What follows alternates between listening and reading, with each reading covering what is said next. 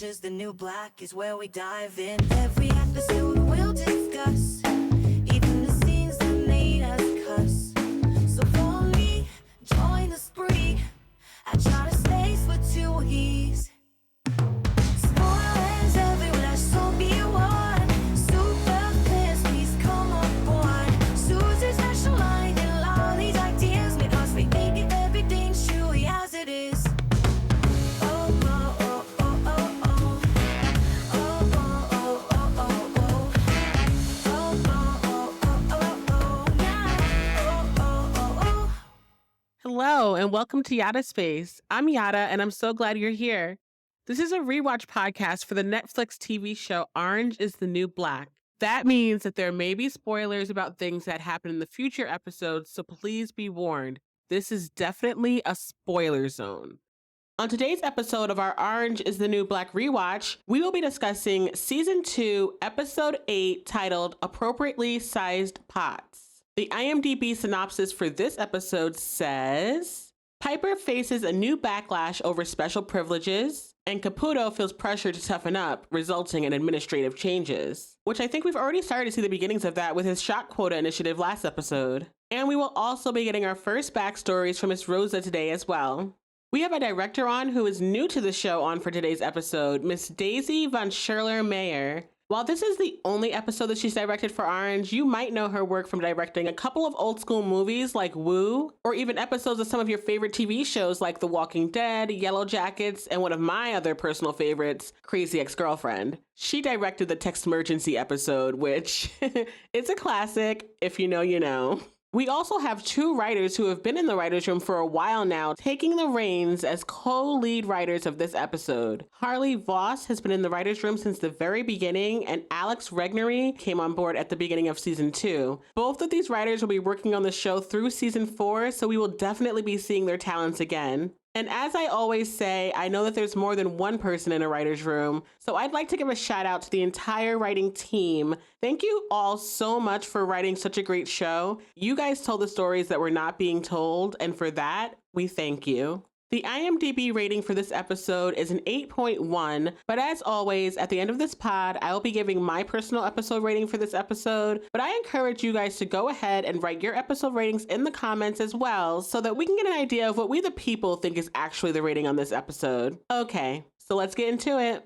When the episode opens up, we're with Miss Rosa and Mr. Healy in Mr. Healy's office, as he is explaining to her that the doctors are recommending that she has this very complicated surgery for her cancer, but it doesn't really much matter because Mr. Healy says the prison can't afford to give her the surgery anyways. So even though she needs the surgery for her cancer treatments, they are unable to meet that need for her, which is absolutely heartbreaking. Like, what is she supposed to do? This is basically a death sentence. Mr. Healy, I guess, tries to have a heart by telling her, you know, this is not the end of the road for you. We can still continue chemo treatments. To which Miss Rose is like, we? What are you talking about, we? You got cancer in your ovaries too? Word. Mr. Healy feels like he's just trying to help, but Miss Rosa does not want his pleasantries. She's like, listen, I'm gonna die. Mr. Healy even tries to give her a positive story about how his cousin beat lung cancer and how he's fine and well these days. But Miss Rosa does not want to hear it. She's like, lucky duck, your cousin. Me, dead duck. We are not the same. Damn. Mr. Healy wants Miss Rosa to keep a positive attitude, but like, I can't even imagine how she could. She's in prison. She can't get the proper care that she needs. And she's got terminal cancer. I mean, how positive does he expect her to be? But still, Mr. Healy tells her that she needs to remain positive because no one knows the future. To which Miss Rosa says, yeah, they do. Doctors know the future. And they think I need the surgery. But apparently that's not happening. So this is where they've left her, you know? In a completely impossible position, basically just waiting for death. Horrible. Mr. Healy tells Miss Rosa, you know, I'm sorry, I wish I could help. And Miss Rosa cuts him off saying, oh, it's out of your hands? It's always out of your hands. You're all the same. Useless. Which I suppose she's talking about men in general, because that leads us right into our first Miss Rosa backstory, where we see her in the back of a car with her then boyfriend. And Miss Rosa is young and beautiful with a full head of hair, which is nice to see because the Miss Rosa that we've met is already much older and sick with cancer, so she has no hair. So it's nice that we get to see her young before she got sick. She's sitting there not only with her then boyfriend, but also two other guys are in the front seat, one in the driver's seat, one in the passenger seat, and they're getting ready to rob a bank. Apparently it's their first time and Miss Rosa is nervous. Miss Rosa's boyfriend Marco hands her the gun and a pair of sunglasses and gives her a kiss to wish her good luck and tells her that he's going to kiss her again when she gets back. With that said, Miss Rosa, her boyfriend Marco, and the guy in the passenger seat all get out of the car with their sunglasses on and bags at their side because they're about to rob this bank. While they're inside, they successfully rob the bank even though Miss Rosa is literally shaking. On their way out, Miss Rosa runs into a guard who looks like he must have been just coming back from the bathroom or something. And so she alerts the other guy telling him, hello, there's a guard here, we gotta go. But in the time that it takes for the guy to catch up to her, a lady behind the desk pushes a button to ring the alarm. And at the same time, the guard is reaching for his gun, which definitely freaked Miss Rosa out because she actually pulls the trigger to shoot her gun at the guard, which is when we find out that Miss Rosa's gun is not loaded. It's just for show. Luckily, they get away, but Miss Rosa is pissed. She's like, why would you guys give me an empty gun? What good is that in a bank robbery? Her boyfriend says the point of having an unloaded gun in a robbery is to look cool. But to Miss Rosa, that defeats the whole purpose. She's like, the point is for it to be dangerous. She's upset because she feels like her boyfriend Marco doesn't trust her, but she quickly perks back up when she realizes all the money that they got away with. That happiness is short-lived though, because as they keep driving, Miss Rosa realizes even though their gun was not loaded, it looks like the guard's gun was. And it turns out that her boyfriend Marco has been shot. Miss Rosa immediately is like, yo, we need to get him to the hospital, but they're not trying to go to the hospital because they're not trying to get caught. But that's when Marco shakes his head like, no, don't bother. Almost as if he's saying, you know what, just let me go. Which is absolutely heartbreaking. Miss Rosa immediately is like, no, we need to go and get him taken care of. But they're not paying Rosa any attention. Instead, Marco reminds her about their deal, the kiss before and the kiss after. So he asks Miss Rosa for his after kiss, which she gives to him, telling him that he's going to be okay, that he's strong. But it's really just wishful thinking because Marco is not well. He slumps over into her lap and he's gone. With Miss Rosa sitting there and his blood literally on her hands. I mean, how traumatic is that? When I first watched this show live, like a lot of us, I was completely shocked with Miss Rosa's backstory because up until this point, all we know is that she's an older lady who's sick. So to see that she led this life that was so full of adventure and risk and danger and apparently tragedy was absolutely mind-blowing. It was like, whoa, this lady has lived. And it wasn't all roses. Definitely not. Back at the prison, we see Caputo in the greenhouse messing with the plants when Red comes in looking at him like, what the hell are you doing in here? She's probably hoping that he hasn't figured out her whole contraband thing she's got running in there. But he's just there to fiddle with the plants as he does. You know, he's a plant daddy. Caputo tells Red that he wants to take a little piece of the greenhouse for him and his guys so they can grow some vegetables there. You know Caputo wants in on this gardening bit. But Red is trying to discourage him, telling him, but you know, it might be too early to plant in here. They might not transplant well if you want to move them outside later. In other words, please don't make yourself at home in here. This is my space. And I don't need you and your guys in here with all your eyes watching over what I got going on. Thank you. But Caputo is not worried. He tells her that he knows what he's talking about and gives her an example, telling her that there's a pot in there that's way too big for the seedling that it's growing. And so when Caputo picks it up to show Red that it needs proper drainage, she freaks out saying, please don't touch that. Probably because it's hiding contraband. But Red plays it off by telling Caputo, you know, it's sentimental. That was Jimmy's pot, you know? It's close to her heart, makes her think of her. Good thinking on your toes, Red. Caputo buys it, and so Red moves on with her mission of trying to get Caputo out of the greenhouse, telling him, just give me your seeds and I'll get your plants going for you. Caputo declines her offer, saying, you know, he likes to do it himself. He finds it therapeutic. When Caputo leaves the greenhouse, Red immediately lifts up the pot that he was messing with to reveal that, yeah, there was contraband in there. Looks like a whole bunch of cosmetic products, and so Red just scoops them up and puts them in her jacket pocket. I guess she's got to figure out another hiding spot. Elsewhere in the prison, we're in the laundry room with Soso, Tiffany, Leanne, and Angie. And Leanne and Angie are trying to hint to Soso that she needs to kind of get her BO under control, pick up some deodorant from the commissary. But Soso is not trying to hear it. She tells them all about how toxic deodorant is and how bad it is for us. So apparently that's why she doesn't wear any. But they don't really care about that. They just want her to stop stinking up the place. Apparently there's no ventilation in the laundry room and she's, you know, a little rank. But Soso is not catching the hint until Tiffany literally tells her that she stinks and she needs to go take a shower. which is really blunt, but probably something that Soso needed to hear, even though the way they went about it probably didn't feel very nice. Leanne thinks that Tiffany is being too hard on Soso and tells her to lay off, even though she's the one that started the whole conversation, by hinting around the topic, which Tiffany thinks is complete bullshit because a real friend doesn't have to dance around the subject. A real friend tells it like it is, which, true.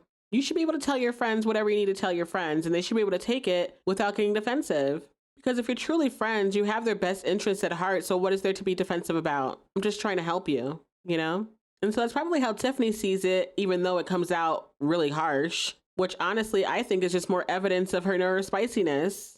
Tiffany's not going to find the flowery language to say it. She's going to just say it like it is because it is what it is. And honestly, I respect a friend like that. And so Tiffany tells Leanne and Angie if they want to know what a real friend is, they need to watch and learn. And then she turns to Soso, looks her dead in her eyes and says, "You smell like a fucking turtle tank. Go take a fucking shower." Damn, Tiffany, that is so harsh, but right to the point. And honestly, a friend who doesn't beat around the bush and just tells it like it is because it is what it is a very valuable friend. Even though the tone might not be right or the way she says it might not be right, she means well, and she's trying to help Soso. And them, because they're tired of smelling her, but it's gonna help Soso assimilate into the prison also, so it's good for her too. Elsewhere in the prison, we're with Piper and two of the Golden Girls, Erica and Frida, as they're talking about Jimmy. Apparently, they hid Jimmy's condition for years. They were taking care of her, and so that's part of the reason why her condition went under the radar for so long. Jimmy getting out for quote-unquote compassionate release really has been messing with Piper. She's really concerned with how Jimmy's going to survive out there, how she's going to eat. But Erica says plainly, my guess, she'll be dead in a week. And she's probably right, which is what makes Jimmy's story so sad. They call it compassionate release, but they've just sent her off to die alone. Horrible. And that's when it clicks for Piper. She's like, so basically a compassionate release is just a dump and run? Yeah, basically. That's when Piper says aloud that maybe her reporter friend can help, shine a light on Jimmy's issue. But that's when Frida basically tells her not to waste her time because no one gives a shit about old ladies. Damn. I do. Some of my favorite people in my life have been older ladies. But it's true. In society, I'm not so sure if the greater society cares so much about older ladies. Which is such a disservice because many of these older ladies live lives that contributed to society. So to grow older and feel like nobody cares about you, it seems really devastating. Frida goes on to say that old ladies remind everyone that they're gonna die one day. I mean, I guess, but I'm more in line with Piper here. She tells Frida that she doesn't feel that way. In fact, she finds it comforting to be around older people. Me too. I love older people, always have. The saddest part about that is that we have to lose them one day. And so Piper takes out her knitting materials and tells the ladies that her grandma taught her how to knit as she joins their knitting circle. Piper tells the ladies that it once took her 6 months to finish making a blanket and that her mom ended up selling the blanket at some yard sale for just $0.25. Jeez. Even our golden girl Erica was like, damn, your mom sounds like a twat. And Piper says, well, yeah, she can be. Can't they all? Piper then goes on to say, but not her grandmother. In Piper's eyes, it seems that her grandma can do no wrong, which I can relate. My grandma's the best too. Piper tells the Golden Girls that her grandma used to tell her to go out and eat the world. Don't you get stuck at home with some man. To which Piper says that maybe she took that last part a little too literally. Maybe. That's when Mr. Healy shows up in the doorway asking Piper to come out so he can talk to her for a second. And when she goes out there, she's immediately like, let me guess, I don't get furlough. Am I right? But no, she's wrong. He's here to tell her that she did get furlough. She gets to go home to see her family. Must be nice, Piper. Must be nice. I'm actually glad that she gets to go home and see her family. I think that's the humane thing to do. I just wish that more of the ladies got that same allowance. You know, we heard last season about how Poussey didn't even get to go to her mother's funeral. And I think that is so horrible, so inhumane. So again, I'm glad for Piper, but I just wish that the other ladies got the same treatment. But Piper is beside herself with gratitude and thanks Mr. Healy so very much for getting this to happen for her. And good for her. Elsewhere in the prison, we see C.L. Fischer being very chipper and happy, saying good morning to every inmate that she sees. She really is too good for this place, I swear. But how lovely. That's when CO Luschek comes over to her. Apparently, when he stopped for his coffee, he got her a hot chocolate as well, saying a sweet for my, you. So they're getting friendly, but they're not an official thing or anything yet. Still, Luschek passes her the hot chocolate and she takes a sip. But when she does, she's like, hold up, is there schnapps in this? Which makes Luschek chuckle, saying, oh yeah, I guess you got mine. Lord, this man's got alcohol in his coffee. Reminds me of my 8th grade history teacher. The kids used to always say that she had something in her coffee. I don't know, it wasn't confirmed, but they used to say it. Horrible to be drinking on the job, both at school and at prison. Like, what are you doing? Fischer rightfully asks Luschek, like, what is wrong with you? Why is there alcohol in your coffee?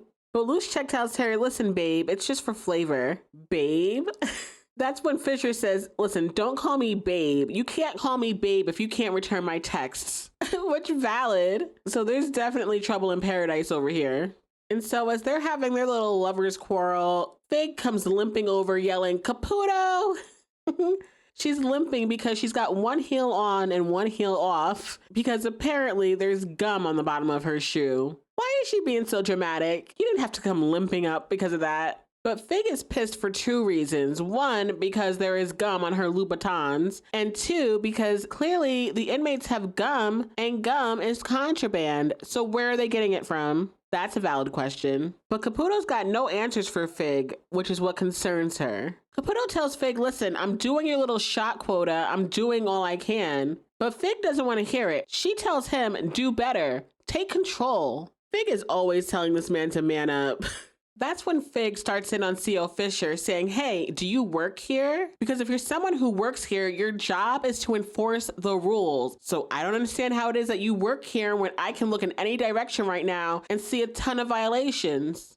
Fig says she sees large earrings and unapproved makeup all over the place. She's like, am I the only one who sees this? Do I have supervision? Am I like the boy in The Sixth Sense who sees infractions that no one else sees? Fig is like every mother ever who takes a second off to herself and comes back to find absolutely nothing done and nobody else seems to notice. OMG, get it together, guys. This place should not be falling apart because Fig is not here to enforce things. Fischer tells Fig that everybody wears makeup, to which Fig says, oh, good, so I'm not crazy. So are you gonna do something about it or are you just here for decoration?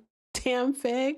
But Fischer steps right to and immediately goes to stop an inmate who's wearing makeup. When she walks off, Caputo stands up for her, telling Fig that that was totally uncalled for. To which Fig says, oh, did I make her sad puppy dog eyes look even sadder? Fig is a trip.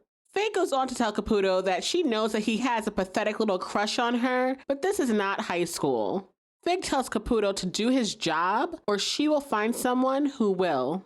Damn. I mean, she's not wrong. He does need to step it up. But Fig is blunt as hell. She plays no games. As Fig walks off, Soso walks right past her, I guess with her little stink cloud, because Fig turns to Caputo and says, and another thing, make sure that this one takes a shower. Talking about Soso. Lord, this poor girl is hearing it all over the place. I hope she showers soon.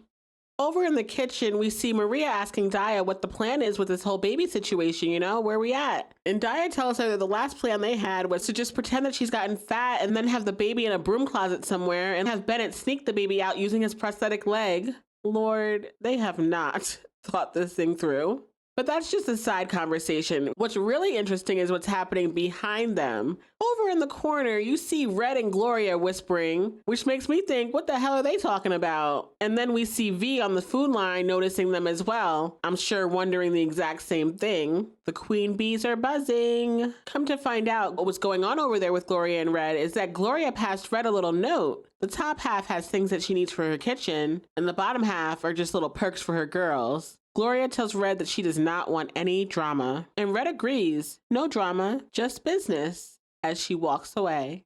At a nearby hospital, we're with Miss Rosa at her chemo treatment, and her nurse is stabbing her a million times trying to get her blood, so much that even the teen boy who takes chemo with her feels like he has to say something about it. He's like, are you giving her a tattoo or taking her blood? Like, dude, chill out. But the nurse catches an attitude with him, telling him that she hopes that he vomits soon so maybe he won't talk so much. Ew, she should not be a nurse. She's rude. And apparently bad at her job. She can't freaking find the vein. Get it together. When the bad nurse walks away, Miss Rosa thanks the teen for sticking up for her, you know? And the teen is like, yeah, well, that nurse is a useless bitch anyways. To which Miss Rosa adds on, she's also a drunk, which I guess explains why she's so bad at finding the veins and why she's got such an attitude with the boy.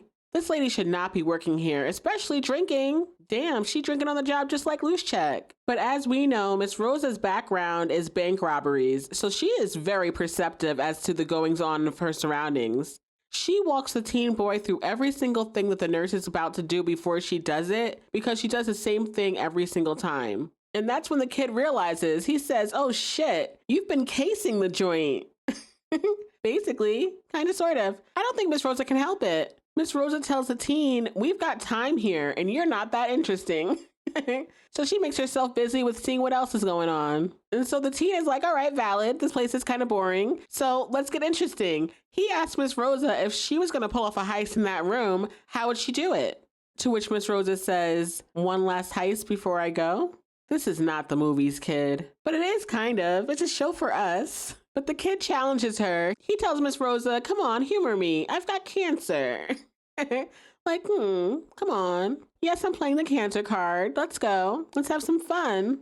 And so Miss Rosa bites. She asks the kid, who's the mark? And so he decides that they should steal the drunk nurse's wallet. Miss Rosa is down. She tells the kid that the CO that's with her is CO Ford, and he's actually one who gets up off his ass every hour to go check on the driver, something that Fischer did not do with Morello a couple of weeks ago. But Miss Rosa said that it takes CO Ford about 5 minutes to go downstairs, check the driver, and then he takes a bathroom break, which the teen says adds on another 2 minutes. So we're at 7 minutes now. Miss Rosa adds that Ford will then take a coffee break, which is another 4 minutes tops. So that means that they will have 11 minutes of time without CO Ford in the room. Miss Rosa then goes on to say that the receptionist is a smoker and she takes a break every 3 hours on the dot. So basically all they have to do is wait until those 2 times overlap and then they can execute their heist. And so they wait. That leads us into another Miss Rosa flashback where they're planning another heist. You would think that if her boyfriend died on her on the first heist that she would be done, but no, Miss Rosa is here planning another one. She loves the rush, you know? Couldn't be me, but she likes it. And so as Miss Rosa in the past is planning the logistics of the next bank heist, we see that she's here with 2 guys because her boyfriend died. So she's here with the other 2. And it looks like Andy has slipped right on into her boyfriend's place because Andy is over here kissing up on Rosa now. Okay. Might be the kiss of death, but we'll get there.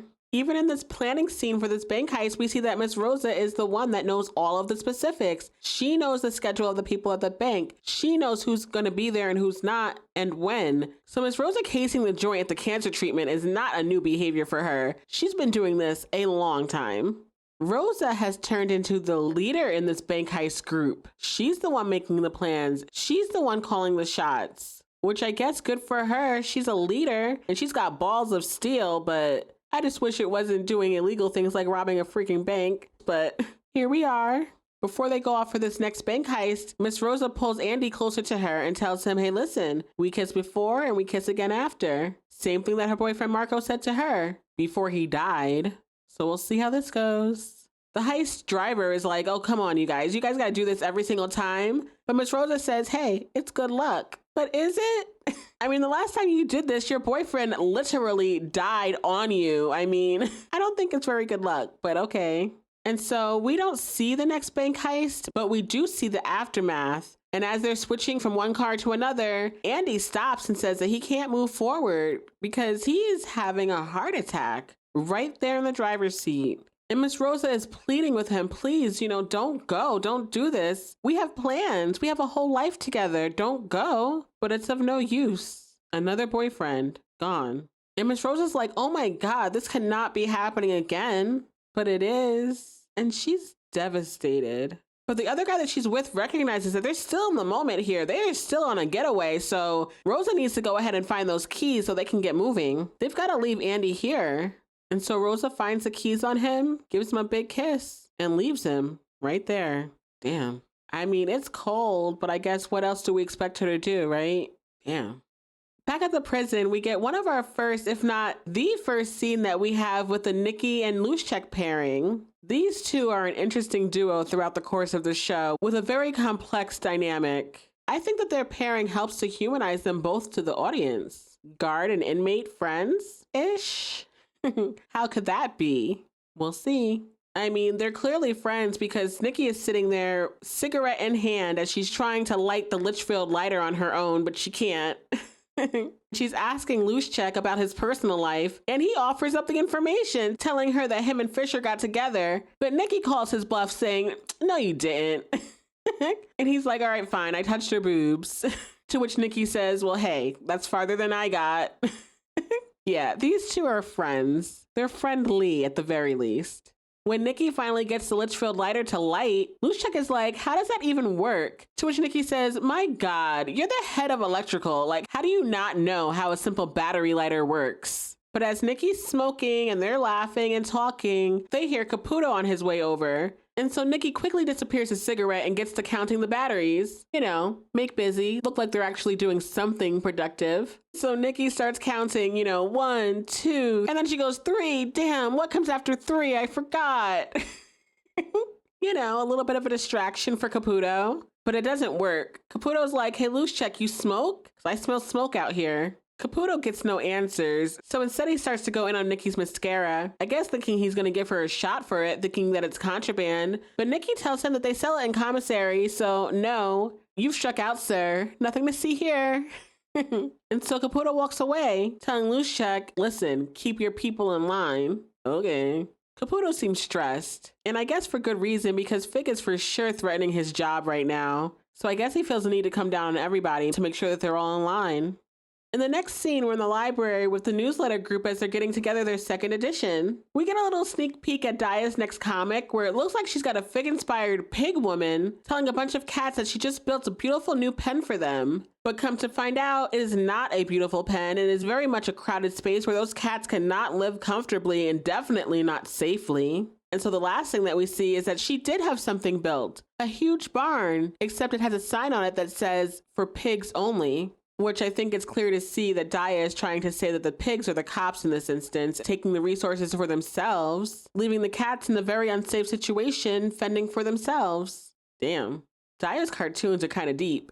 We also see that the next guard that they've chosen to highlight is C.O. Fischer. Things that I find interesting in her write-up are the fact that 2 of her favorite books are Bossy Pants and The Help, which makes sense for her character. We also see here that she did mentoring at Litchfield Elementary School, so she's definitely a local, and we also see the pattern continue of her having this caring heart and wanting to help others, in this case through her mentoring. The other sneak peek that we see in this paper is an article by Morello that's titled, 3 Ways to Get a Man to Like You, because of course. The only one that we can read clearly is number 1, and her number 1 tip is that men like to be in control and be protective. It is an instinct that goes back millions of years to when we were apes. Morello goes on to say that all you have to do is make them feel that you need their protection. You have to ask for their help, which can be difficult for some ladies. Oh, Morello. She is so very old school. When Piper notices that the pig is wearing heels, she's like, oh, now I know who the pig is. Fig. And so she tells Daya that the pig Fig should be holding money bags too. Yeah, go ahead, Piper. Sneak that little detail in there. I like it. And apparently Flocka has an advice column. Piper reads a letter that one of the inmates left for her saying, Dear Flocka, my bunkie is lifting my shit. How should I handle the situation? Which is really funny because, as we know, in later seasons, Flocka does have an advice radio show. So it's so fun to see the beginnings of that here. Piper lets Daya and Flocka know that they need to finalize the newsletter by Tuesday because she won't be there after that. To which Daya is like, oh, you're taking a personal day? Like, what is this, corporate? You need some PTO? But that's when Piper tells them that she got furlough. And they are in disbelief, like, no way, nobody gets furlough. Daya is annoyed because she applied for furlough also. She even had people call the warden and it still didn't go through. So again, just the clear inequities in the system. Piper gets to go, but Daya, Pusey, and people like them do not. Daya tells Piper that when the other girls find out that she's got furlough, they're going to be pissed at her. Daya says, I even kind of want to punch you right now. Which valid. It's not fair, so I get it. Sister Ingalls even comes over and calls Piper getting furlough the first honest-to-God miracle that she's ever seen in all of her years being involved with the Catholic Church. So yeah, this is huge.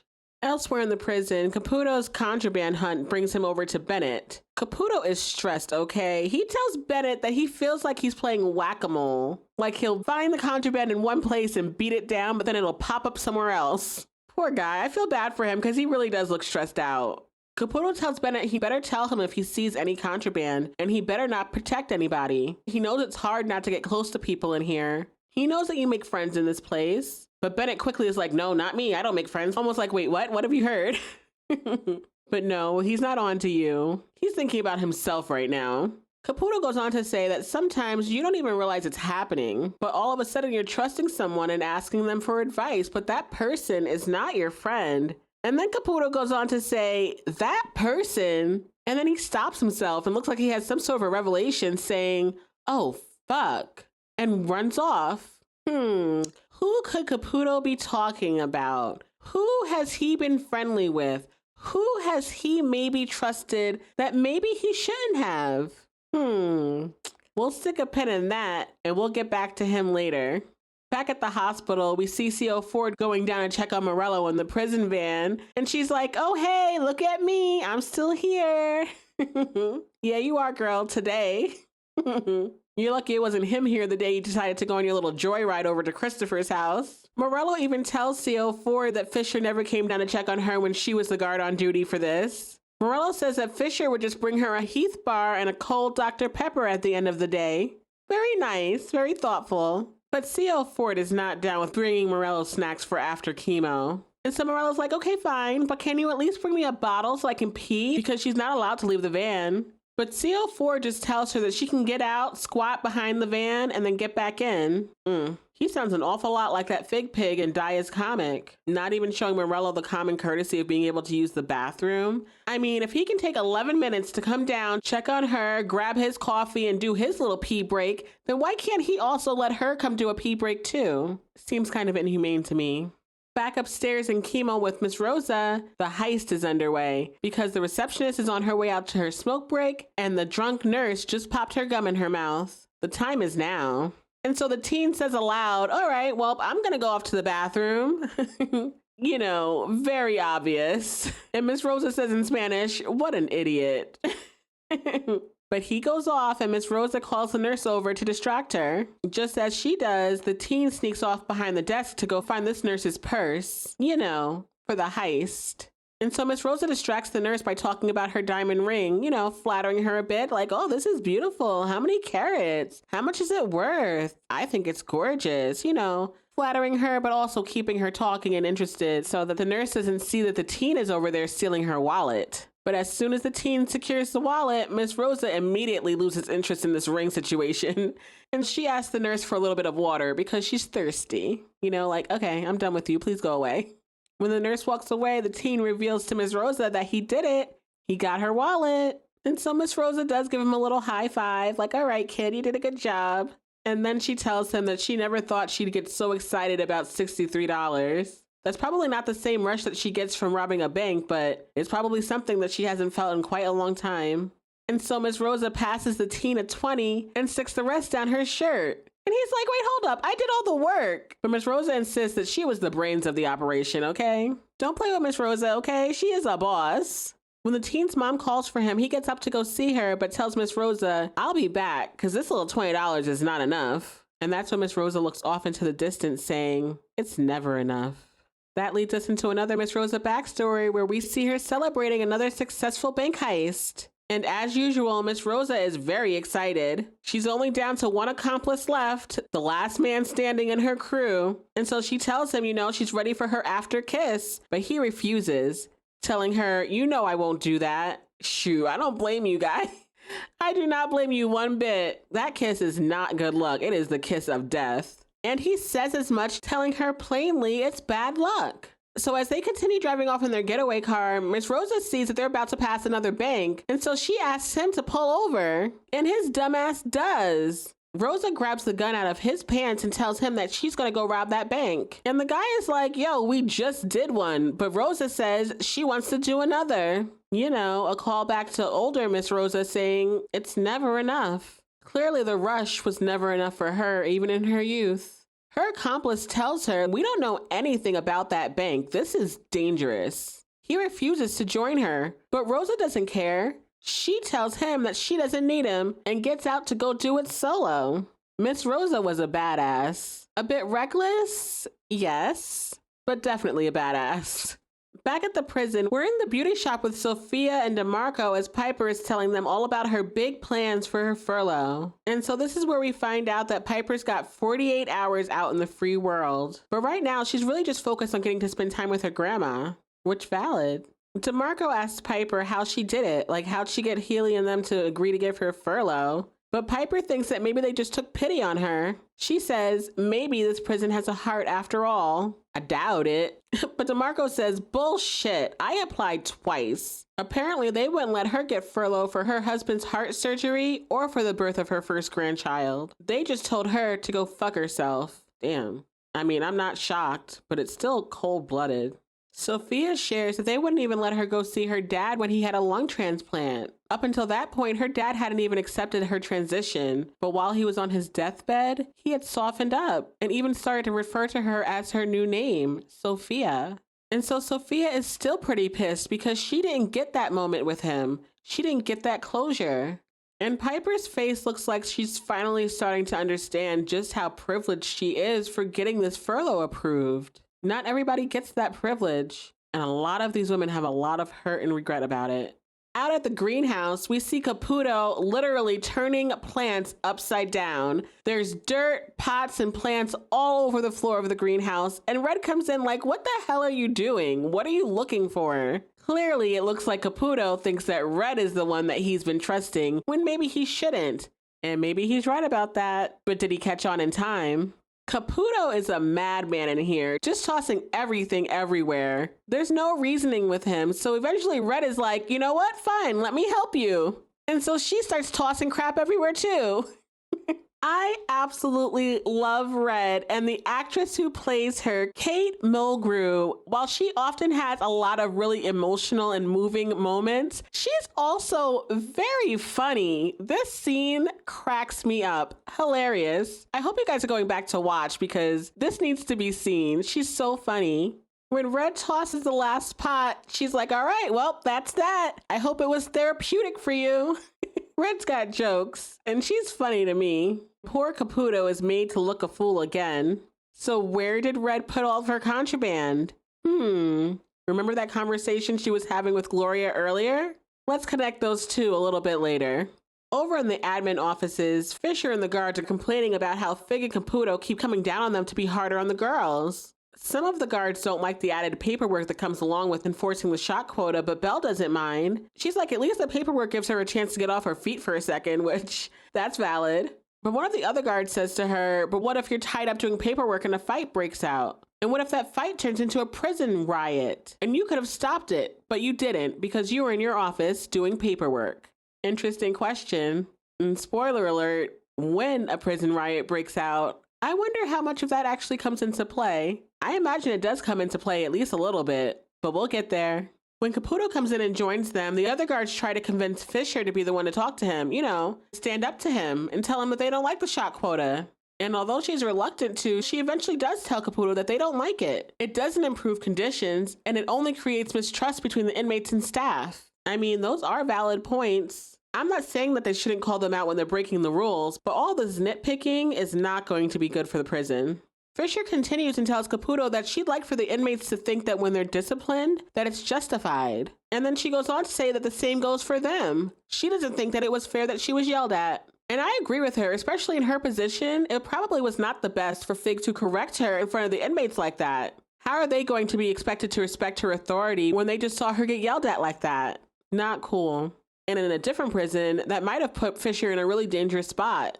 But Caputo is not trying to hear it. He looks completely undone and tells Fischer and all of the guards in the room that in order for him to run the facility, he needs all of them to comply with his directives, which don't only come from him, they come from the top down. And so Fischer challenges Caputo, reminding him that there are rules that they don't enforce consistently and then they get blamed for it. But Caputo cuts her off, telling her that this is not the appropriate time to air her complaint.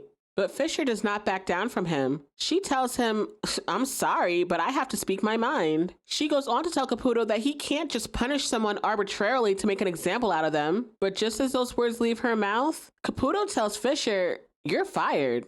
And Fischer is stuck. Like, what? All the guards in the room are stunned. But Caputo is not playing around. In a softer tone, he tells Fischer that he tried to warn her and that she'll be paid through the end of the month. But yeah, she's fired.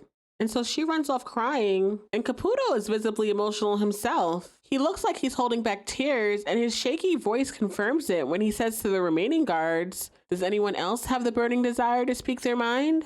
And they all look down, looking very busy, like, nope, no sir, we have nothing to say. And so Caputo simply says, good. And so, as we know, the firing of C.O. Fischer will come into question later on down the road, but I think right here in this moment, that was pretty cut and dry. Fischer honestly wasn't the best at enforcing the rules. And while I like the kindness that she showed the women, and I respect the initiative that she put in place with the whole monitoring of the phone lines, including the Spanish-speaking conversations, I mean, that was fantastic. But at the end of the day, Caputo is her boss, and she was challenging him in front of others. And even when she was asked to stop, she continued. So at the very least, I guess she could be fired for subordination. Was Caputo ever inappropriate with her while she was working at the prison? Absolutely. Many times he crossed the line. But is that the reason why she got fired? I really don't think so. But what do you guys think? Over in the kitchen, we see Blanca walking with a tray of puddings that she's about to go put in the fridge until Gloria stops her, saying, no, I got that. Why don't you go clean the mixer? So clearly Gloria is hiding something in that fridge. Something having to do with Red, perhaps? Probably. But we'll get there. Before Gloria has a chance to put the pudding away in the fridge, she notices that V is in her kitchen. And so she's like, can I help you? But V says she has a gift for Gloria. She's brought her a brand spanking new, fresh tobacco cigarette. She even put some peppermint in it to turn it into a menthol for her. But Gloria does not take it. She simply tells V that if a CO catches her back here, she's going to get a shot. But V does not care about that. She moves on to the reason why she's really here. She starts to question Gloria about her relationship with Red as she starts to poke around the kitchen, seeing what she can see. Like, what's going on in here? V eventually cuts to the chase and tells Gloria that she knows that she's doing business with Red. So what's the deal? But Gloria is a vault. She says, listen, I'm just here to cook. Whatever Red's got going on, it's got nothing to do with me. But V is not buying it. She's convinced that Gloria is working with Red, and she can't have that. She instead offers Gloria a partnership with her, basically telling her that she can't trust Red because all Red wants is the kitchen back. Which, I mean, she's not wrong. But that's when Gloria gets in V's face saying, whatever you think you know, you don't. Gloria tells V she's got no connection, she's not getting anything in. And by the way, she doesn't trust either of these crazy bitches, neither Red nor V. And so V decides to leave Gloria be for now. She puts the cigarette down on the countertop and walks away. And Gloria does pick it up and take it that time. Although, honestly, I don't know if I would trust anything from V. Ain't no way I would smoke that. Over in the chapel, we see C.O. Fischer just sitting there. I guess just processing what's just happened to her. Although I don't know if I'd be sitting in the prison processing. If anything, I might do so in my car. But yeah, anyway, she's here. And as she's sitting there, she notices a puff of smoke come up from between the seats in front of her. When she gets up to investigate what's going on, she finds Nikki laying on the floor, smoking one of V's cigarettes. And Nikki gets up like, oh shit, like she knows she's in huge trouble right now. But is she? Because Fischer's fired. Nikki starts to talk herself out of the situation, but it's not necessary because C.O. Fischer does not care. She tells Nikki to smoke all she wants. And then she shares with her that she got fired, to which Nikki says, oh, good for you, which is really not the usual response to somebody getting fired. But in this case, you know, good for you for real. Get out of this place. It is horrible for good people. For some reason, C.O. Fischer decides to open up to Nikki here. And I'm just like, what is it about Nikki that makes all the guards want to just put their guard down? Literally. I mean, we know how she is with Luschek. And now here, Fischer is opening up to her. Maybe they just know the vibe that she's good people because I'd probably end up oversharing with Nikki too. Fischer tells Nikki that she doesn't know what she's going to do now because she's not good at stuff. To which Nikki says, well, for sure you weren't great at this. But she follows it up with, but that reflects highly on you. Trust me. Like you don't want to be good at this job. Nikki tells Fischer that she is a decent human being and that getting canned from this soul-sucking pit is the best thing that ever happened to her, which I think is an accurate statement. I hope she goes on to find a job where she's more fulfilled, somewhere where she can help people. Before Fischer heads out, she asks Nikki, a while back, were you hitting on me? Since she doesn't work there anymore. And Nikki admits it. She's like, yeah, well, if we don't dream, we die, right? And Fischer looks flattered. Like, aw, okay. She even tells Nikki that she thought about it and then laughs, saying, yeah, no, not in 1,000 years. But thanks her for the consideration. Nikki tells Fischer to pack her shit and get the fuck out of here with all of the love. Go live your best life, girl. On her way out of the chapel, Fischer runs into Luschek, who's like, aw, babe, you got fired? And when she nods sadly, he does this exasperated head roll and says, ugh, lame. Like, that's all you got to say for this girl you're pursuing? Lame? Jeez, what a loser. He is so horrible. And maybe she recognizes it because she just rolls her eyes and walks on past him, gives him nothing, which is what he deserves. I'm sorry, Luschek, but you gotta step your game up. Don't be a trash human. Back at the hospital, we see Miss Rosa being rolled out of her chemo treatments when she notices that the kid and his mom are crying. And so she asks CO Ford to let her stop and talk to him for a second. And Ford at first is like, no, but Rosa says sarcastically, oh, yeah, it's all part of my escape plan. He's gonna distract you with his tears. Like, come on, give me a break. Let me go see the kid.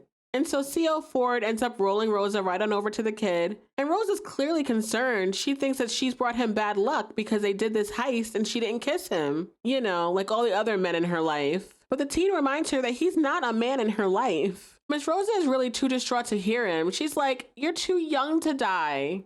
And so that's when the teen tells her that he's not gonna die. He's actually done with chemo. That's why they're crying. Happy tears. And Miss Rosa looks so happy for him. She looks like she wants to give him a hug, connect with him. Because if he's done with chemo, this is basically goodbye for them. But CO Ford rolls her away before she's able to give any kind of real goodbye. And so the teen yells after her saying, well, enjoy prison. I mean, what else do you say, right? And Miss Rosa yells back to him, enjoy your life, shitpot, her little pet name for him. It's sweet, really sweet. I enjoyed their connection a lot. That scene ends with Miss Rosa giving this great big laugh that leads us into our next backstory scene where she's young and it looks like she just got to prison and she's visiting with the last member of her bank heist crew. She tells him that at least he's still alive, the curse never got him. To which he says, well, I never did the after kiss. True. So maybe the curse is still alive and well. Miss Rosa admits that she was being greedy when she decided to do that last heist by herself, but she basically can't help it. She says that she loves the smell of cash. She misses all of it, the performance, the excitement, and the rush of it all, which is definitely very true to her character. And honestly, I wish we got to see more of that lively Miss Rosa, before she got sick. Back at Litchfield, we're in the present and in the cafeteria as Tacy is complaining about Piper. She's like, Chapman's been getting special treatment since the minute she got here. It figures she'd be the first to get furlough. Although I don't know how true that is. I actually don't think Chapman's been getting a whole bunch of special treatment. This, yes, but she's had a lot of rough times here in this prison so far. Tasty admits that she blew it when she got out last season. She says that she was out for 2 weeks and wasted half of that time looking for V's sorry ass. Time not well spent. Poussey brings up the fact that she tried for 6 months to get furlough. She says that clearly a dead black mama ain't no competition for a sick old white granny. And mind you, they're all talking about this right in front of Piper. She's standing online for the food right with them. And even Elena piles on as she's handing Piper her tray, saying, what a waste. You and your man are not even together. And Blanca adds in that had it been her, that she and Diablo will be going at it all day and all night. Everybody is through with Piper and her sick abuela. That weight of Piper's privilege seems to be weighing heavier and heavier on her as more people start to find out. When Piper goes to sit down at her table, we get a classic moment between her and Nikki, where Nikki tells her, Christ, Chapman, everybody hates your fucking guts. And Piper says, super nonchalantly, yeah, well, what else is new? Which I love, and I don't know if the writers put this in here because of how the audience received Piper in season 1, but I think it's pretty damn funny because in season 1, the audience quickly realized and made very clear that Piper was not who they were concerned with in this show. Piper is the main character, but Is she the main character? A lot of the audience doesn't really care for Piper in general. And so Piper responding to Nikki saying that everybody hates her guts with, well, what else is new, is hilariously meta. Very funny. As Tacy walks over to her seat, she bumps Piper. And as Poussey sits down, she says aloud, so that Piper can hear her, man, people's parents fucking go. Like Poussey's. We got sick people in here that can't get proper treatment, like Miss Rosa. Or even Sophia last season. Poussey goes on to say, Chapman ain't got no strife in her life, but the bitch gets the red carpet laid out for her. And so V makes the racial undertones very clear by saying, yeah, well, it's the new Jim Crow. And so the girls just keep going until Piper eventually jumps up saying, yes, I am white. Like, girl, we know you white. Piper continues and says, and I got Furlough too. So I guess white privilege wins again. Piper goes on and says, and as a speaker for the entire white race, I would like to say that I am sorry that you guys got the raw deal, but I love my fucking grandmother. Piper then says, and yeah, she may be a whitey too, but she's a fucking person and she's sick and she needs me. And then Piper ends her little speech with, so shut the fuck up. Which I gotta say, as far as Piper's speeches go, that one's really not bad. I mean, I definitely empathize with most of the girls in the prison who are not able to get furlough and do not have the privileges that Piper is afforded. But at the same time, Piper made valid points. And I agree, her grandmother is a person too, and I understand the relationship between granddaughter and grandmother. And I feel like she should be able to go and say goodbye, just on a human level. So I say good for you, Piper, for standing up for yourself in this moment. I gotta say, those good vibes do not last long because as soon as Piper turns around, Suzanne throws her pie directly at Piper's head, getting pie all up in her hair. And when Piper turns around, Suzanne is just sucking the pie bits off her fingers like, yup, I did it. And what are you gonna do? Absolutely nothing. And Piper doesn't.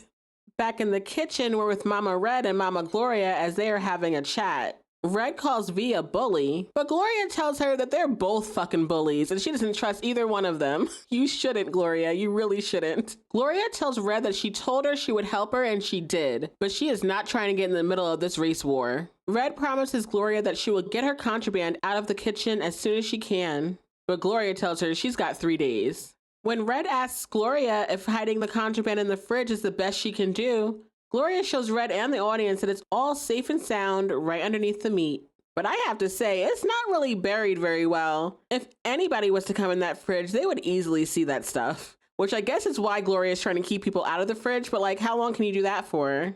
I guess that's why she's giving Red 3 days. Red seems satisfied with the hiding spot and tells Gloria that the deal is still on. She's got her list and she's still gonna get her stuff in. So, okay, little quid pro quo.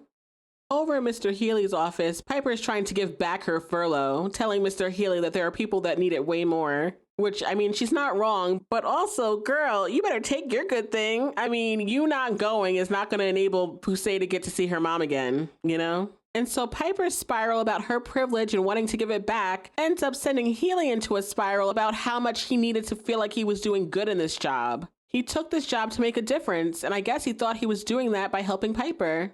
And I think he is. Mr. Healy gets all worked up and upset, telling Piper, how frustrated he is that he can't do more good. That really in his job, he's just a paper pusher. And so he likes it, the once in the blue, when he gets the opportunity to give one of those papers an extra push. And in this case, it was hers. Mr. Healy tells Piper that most people would be grateful. True.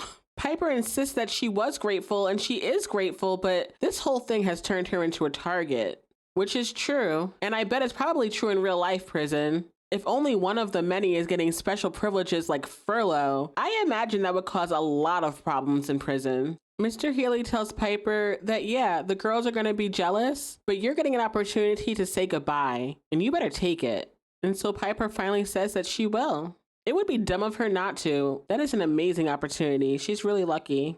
On Piper's way out of Healy's office, she even tells him that he did a good job counseling her just then. That little nod of approval that it seems like Mr. Healy very much needs. In a blink if you miss it scene, we see Caputo go down to the greenhouse to deliver Red some I'm sorry plants, but she's not there. So he tells the other Golden Girls to please make sure that she gets them and that he won't be gardening in there. He doesn't really have the time. Word, bro. You don't got time to be having Zen moments in the garden. You have a job to do, my guy. You're running a prison. Over in Piper and Red's bunk, Piper's asking Red what she would do if she had a day out of prison. Red immediately tells Piper that she would go to her store and taste the pierogies. She wants to make sure that her husband Dimitri hasn't let the store go to shit, which would probably be a good idea to do. Red tells Piper how she was known for her pierogies. She says that on Sundays, she would have a line out the door. It was her favorite day of the week. Red looks like she takes such pride in that. That's when Red turns and asks Piper if she'll go and check out the store for her. You know, see if it's running, doing okay. Red says that she doesn't trust that her sons are being honest with her, so she really needs Piper to go check it out for her if she has time. But she understands if she doesn't. Piper says that she needs to be at the hospital with her grandma, but if she has time, she will. She'll go check it out for her. Which I think it's really sweet to even offer to Red. With your limited time, you're going to go take a train over to go check out her stuff? That's nice. If she makes it or not has yet to be seen, but the thought is nice. Over at the Latina bathrooms, we see CO Bell basically dragging Soso to the shower line. They're forcing her to take a shower at this point. When Belle loses her patience waiting for this line, she starts to drag Soso over to C-block bathrooms, but Soso resists. She even lays down on the floor telling CO Bell that she's demonstrating passive resistance. Because as we know, Soso is down for a cause. Okay, this girl is a protester. She has definitely done this before. And we will see her do it again in a later scene that I don't want to talk about just yet. CO Bell gets another guard to help her lift up Soso as she says, "We are demonstrating aggressive aggression." Lord. When they get down to the C-dorm bathrooms, the black bathrooms, CO Bell forces Soso to strip and get in the shower. And Soso does, but she's crying the entire time. Over in Miss Rosa's room, DeMarco comes in asking Miss Rosa how chemo went and if she saw her little friend.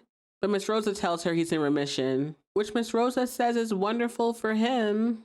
But DeMarco doesn't want to see her wallowing, so she's like, come on. Soon it's going to be your turn. You'll get your clean bill of health. But that's when Miss Rosa breaks it to her that, no, soon she's going to be dead. Which must be absolutely heartbreaking to hear your friends say. Like, what do you even say to that? That's when Miss Rosa tells DeMarco that she always pictured herself going out in a blaze of glory. The hail of gunfire, the screech of tires. And Miss Rosa just laughs to herself. She loves the thrill, the excitement, which, spoiler alert, that is why I absolutely love the way that the writers chose to let Miss Rosa go out of this show. I'm glad she got her blaze of glory. Definitely one of my favorite endings of the series. That's when Miss Rosa gets vulnerable with DeMarco, telling her, this slow death, disappearing into nothingness, it terrifies her. And I can't imagine how it wouldn't be terrifying, especially given that she's in prison. When Miss Rosa rolls over to take her post-chemo nap, she reaches down into her shirt to reveal she's still got that money on her. That money her and the teen stole in their little heist during the chemo treatment. And she just holds it to her nose and smells it and smiles like she is in heaven, okay? She hasn't smelt money in a long time. And as she says, she loves that smell. Over at the phone banks, we're with Piper as she's on the phone with her mom. Trying to make plans for Furlough and who's going to pick her up. Don't forget a change of clothes, yada, yada, yada. But as Piper is rambling about her plans, her mother is eventually able to get a couple of words in, enough to tell Piper that her grandmother is gone. Apparently, she passed last night. And Piper is immediately distraught. Just tears in her eyes as she's realizing that she's missed it. She's not going to get a chance to sit and spend time with her grandma. So in the end, Piper really doesn't get the closure with her grandma that she wanted and probably needed, just like so many of these other women in this prison and other prisons like it. And that scene ends with Piper having a well-deserved ugly cry because, yeah, she just lost her grandma. Over in Fig's office, we see her on the computer searching for a way to get gum off of her shoe when Caputo walks in. He tells Fig about how he fired Fischer yesterday, to which Fig says, that must have been hard for you, because she clocked his little crush. But Caputo reminds Fig that they are understaffed. Fischer had value, to which Fig says, well, I'm sure you thought so. We're not going to get stuck with a sexual harassment suit, are we? Wow, Fig, you just really see in the future, huh? Caputo never answers, but we'll get there. Fig does tell Caputo that she'll work on his understaffing issue. She's actually started putting some things in motion to help with that. And although Caputo doesn't want her help, she says it's already done. The next thing that we see is a little sports car come speeding recklessly into the parking lot of the prison. And who steps out of it but Mendez? Porn Stash is back as we go to our orange screen indicating the end of the episode. Which, by the way, I don't know how realistic it is for Porn Stash to come back because as far as they know, he's raped an inmate. To have him not only get his job back, but to get his job back in the exact same prison where the prisoner he supposedly raped is still serving time does not seem like a safe bet. But this is a show, so we let it go. As a reminder, IMDb rated this episode an 8.1, but let me think about my rating for a moment. Well, first of all, if I could retitle this episode, I'd call it something like maybe Risky Business, because that's what stood out to me the most. It seemed like all throughout the episode, there were all kinds of people having some risky business dealings going on, from Miss Rosa and her bank heists in the past, to Red trying to have her contraband hidden throughout the prison. Even CO Fischer standing up to Caputo was risky business for her. I mean, shoot, it got her fired. So I would call it risky business. I thought Red was so funny in this episode, especially in her interactions with Caputo in the greenhouse and with Gloria in the kitchen. So I enjoy it when she cuts up a little bit. She's funny to me. I also love that this episode showed us the beginnings of the Nikki and Luschek friendship, which I think is really interesting to watch as time goes on. They have a genuine friendship, I think, but obviously it's a very complicated one given their current positions of guard and inmate, but we'll see how that goes. I love how they showed us Miss Rosa's backstory and just how much of an exciting life she lived. She was such an adventurous type of person, and although she used it for some criminal ventures, her zest for life was something that I think was really special about her character, and I love to see it. I also really love the whole conversation about Piper and her furlough. I think that the arguments made by the inmates throughout the prison were very valid reasons as to why they were so upset that Piper got furlough. Their jealousy and disappointment is very understandable. But at the same time, I gotta say, I really liked Piper's little speech there in the cafeteria. I say good for her for standing up for herself. Of course, she ended up getting pie thrown at her, which is just one of the callbacks that I loved in this episode. The throwback to Suzanne throwing pie at Alex. That was a classic, and they brought it back here, which I thought was great. I also like how they showed how Ford goes down to go check on Morello when they go for Miss Rosa's cancer treatments, because clearly Fischer never did, which was made clear on the day that Morello decided to go on a joyride over to Christopher's house. I also thought it was really cool how they called back to when V gave Gloria those stale cigarettes when she first got here, and her trying to quote unquote make up for that now. I also thought the episode did a really good job of setting up some things for future episodes. I mean, obviously Piper's furlough and seeing how that's gonna go, which I think was fun for the show to show us how that could go. And also it sets up the expectation that Red has for Piper to go visit her store.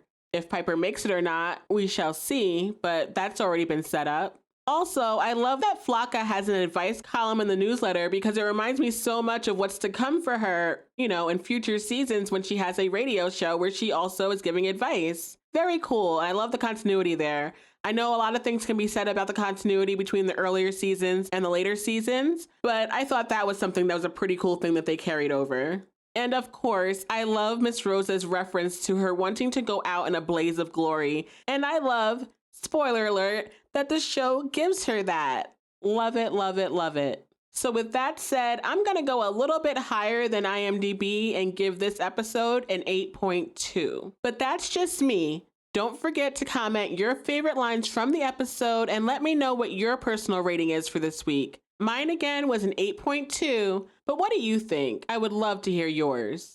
The next episode we will be rewatching is Season 2, Episode 9, titled 40 Ounces of Furlough. The IMDb synopsis for that episode says, when Piper finally leaves the prison on her furlough, she has issues with her family.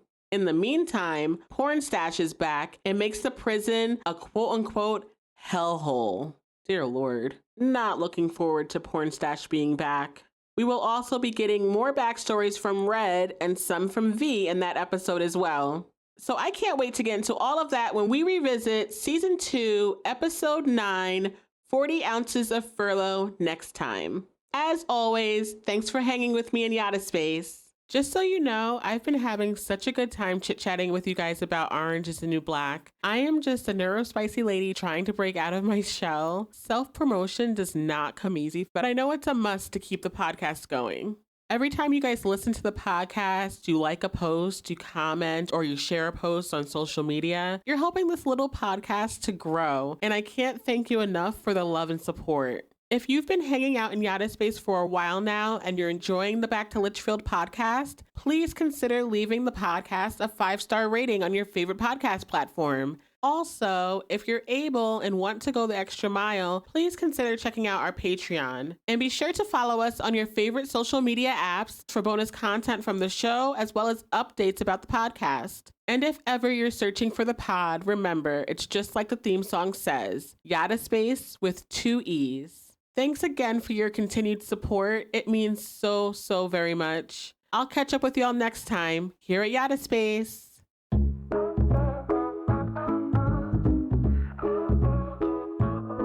Hey, welcome friends to Yadda Space. I'm Yadda here, let's set the pace.